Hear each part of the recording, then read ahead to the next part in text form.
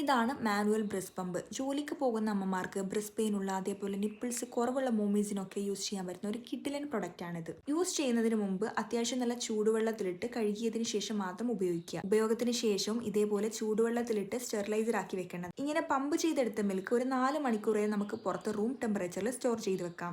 ഇനി ഫ്രിഡ്ജിലാണെങ്കിൽ മാക്സിമം ഒരു 4 ദിവസം വരെ നമുക്ക് സ്റ്റോർ ചെയ്ത് വെക്കാം. കുറച്ചധിക കാലം നമുക്ക് വേണമെങ്കിൽ ഫ്രീസറിൽ വെച്ചും സൂക്ഷിക്കാം. ഫ്രീസറിൽ വെച്ച് സൂക്ഷിക്കുകയാണെങ്കിൽ ഒരു 6 മാസം വരെയാണ് ഇതിന്റെ ബെസ്റ്റ് ടൈം. മാക്സിമം 1 ഇയർ വരെ നമുക്കിത് യൂസ് ചെയ്യാൻ പറ്റും. ഫ്രിഡ്ജിലോ ഫ്രീസറിലോ സ്റ്റോർ ചെയ്ത് വെക്കുന്നവരാണെങ്കിൽ ഡയറക്റ്റ് പോയി പാല് ചൂടാക്കാതെ മിൽക്ക് സ്റ്റോർ ചെയ്ത ബോട്ടിൽ ചൂടുവെള്ളത്തിലിട്ട് ആ തണുപ്പ് മാറിയതിനു ശേഷം നമുക്ക് കുഞ്ഞുങ്ങൾക്ക് കൊടുക്കാവുന്നതാണ്. 3 മന്ത് ആയിട്ട് ഞാൻ യൂസ് ചെയ്യുന്ന ഒരു പ്രൊഡക്റ്റ് ആണിത്. സ്മോൾ വണ്ടറിന്റെ മാനുവൽ ബ്രസ്റ്റ് പമ്പാണ് ഞാൻ യൂസ് ചെയ്യുന്നത്. ഇതിനൊരു 800 അങ്ങനെ വരുന്നുള്ളൂ. സെയിം സാധനം ഫ്ലിപ്കാർട്ടിൽ, മീഷോ പോലെ ഓൺലൈൻ സൈറ്റുകളിലൊക്കെ ലഭ്യമാണ്. ബട്ട് അതിന്റെ ക്വാളിറ്റി എത്രത്തോളം വരുന്ന എനിക്കറിയില്ല. ഞാൻ പുറത്തുനിന്ന് മേടിച്ച റൈറ്റ് ആണിത്. ആവശ്യമുള്ളൊരു മസ്റ്റ് ആയിട്ടൊന്ന് ട്രൈ ചെയ്ത് നോക്കുക. നിങ്ങൾക്ക് എന്തായാലും യൂസ്ഫുൾ ആവും.